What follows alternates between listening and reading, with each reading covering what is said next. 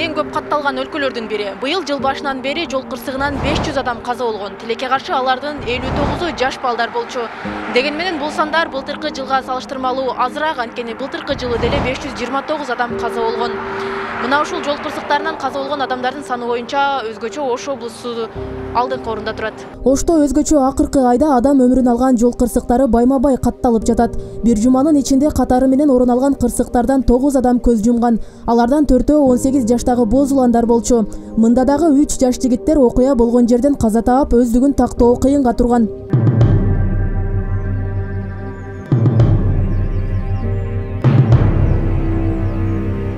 Бекмамат Осмонов көчөсүндө Кызылкыштагы айыл өкмөтүгө караштуу Бекмамат Осмонов көчөсүндө Nissan автоунаасы ылдамдыкты ашырып, карама-каршы тилкеге чыгып туруп, Mercedes-Benz автоунасыны менен кагышуу жасаган. Натыйжада Nissan автоунасыны жүргүнчү катары бара жаткан 2002 жылгы туулган өспүрүмдөр 4-өө каза болот, а Mercedes-Benz автоунаны айдоочусу менен жүргүнчүсү ооруканага түшөт. 2020 жылдын 3 октябрь күнү Ош-Исфан автожолунун 9-чакырымында Матис автоунасы менен Портер автоунасы кагышып, натыйжада 3 адам каза болуп, 2 адам ооруканага кайрылган. Оорукананын жандандыруу бөлүмүнө кайрылган. Себепкер мынау Део Матис автоунаанын айдоочусу ылдамдыкты ашырып, карама-каршы тилкеге чыгып туруп жасаган жол кырсыгына. Авди автомашинасы 29 сентябрь күнү 2020 жылды Ош аэропорт автожолунун 2-чакырымында жол транспорт кырсыгына учурап, бул дагы автоунаанын айдоочусу ылдамдыкты ашырып, карама-каршы тилкеге чыгып туруп Nexia автоунасы менен кагышып, натыйжада 2 адам каза болуп, 3 адам ооруканага ар түрдүү денелерден жаракат алып больницага түшкөн.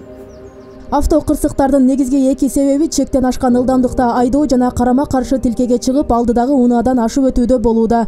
Жогоруда айтылган кырсыктардын баары түнкү саат 1ден кийин катталган. Мындан улам Ош облусундагы жол кыймылын көзөмөлдөөчүлөр түнкү рейдтерди күчөттү. Негизги максат адам өмүрүн алган жол кырсыктарынын санын азайтуу. Былтыркы жылга салыштырмалуу катталган жол транспорт кырсыгынын саны 38 учурга азайды. Өкүнүчтүүсү каза болгондордун саны 7 учурга көп катталды. Ал эми денесинен жаракат алгандардын 64 учурга аз катталды. Эми бул биринчиден Алла Тааланын буйругу экен, экинчиден ушул мен ойлойм бул биздин өздүк кызматкерлердин алып бараткан иши жетишерлик эмес деп ойлойм. Анан дагы бир немеси, айрыкча бул биздин атуулдардын өздөрүнүн өмүрүнө болгон, өздөрүнүн эмесине келечегине кайгыруу болгон себеп болду. Себеби өзүңүздөр мындай ойлоп көргүлө, жол транспорт кырсыгын биз канткенде сактайбыз, алып калабыз. Бул адам баласы, ар бир адам баласы өзүнүн укугун билгендей эле милдетин дагы билсе, себеби милдети деген жөө жүргүнчү болобу, айдоочу болобу, жол эрежесин так сактаса эле бул окшогон жол кырсыктары катталбайт эле да. Ушул так сактоо аркылуу өздөрүнүн өмүрүнө кайдыгер болгондун кесепетинен бүгүнкү күндө өсүп жатат. Бул ичип алган оор жол транспорт кырсыктары түнкүсүн болду да. Түнкүсүнүн себеби бул катталып аткан түнкүсүн болду да. Түнкүсүндө айдоочулар баягы шашып, тез айрыкча бул ылдамдыкты ашыргандыктан, карама-каршы тилкеге чыккандыктын кесепетинен болуп жатат да. Эки эле түрү. Бирөөсү ушул ылдамдыкты ашырып, экинчиси карама-каршы тилкеге чыккандыктан кесепетинен ушул сан өсүп жатат. Рейд башталбай жатып эле эреже бузгандарга жолуктук. Карама-каршы тилкеге чыккан бул унаадагы жаштар тойго баратышкан. Андан соң чуу дегендей эле катуу ылдамдыкта бараткан мамлекеттик бажы кызматкери токтотулду. Айдоочуларга протокол түзүлүп, айып пул салынды. Эми өзүңүз форманы кийип алышындай элейсизби? Мына ушундай кенебестик көз ирмемде кырсыкка айланууда. Башка түшмөйүнчө жашоонун баркын билбей жатышат. Жарандардын жоопкерчилигин күчөтүү башкы көйгөй болууда дешет тартип сакчылары. Кара суу өзгөн Ноокат райондордо каза болгондорду саны күндөн күнгө өсүп бара жатат. 29 сентябрдан 9 октябрга чалсак 3 эле жол транспорт кырсыгынан 9 адам каза болуп, 6 адам ар түрдүү денелерден жаракат алып ооруканаларга кайрылып атат. Жаш өспүрүмдөр тууралуу айтып өтүп кетсек, 130 жол транспорт кырсыгы катталган, 15-и каза болгон, 137-си денелерден ар түрдүү жаракат алган.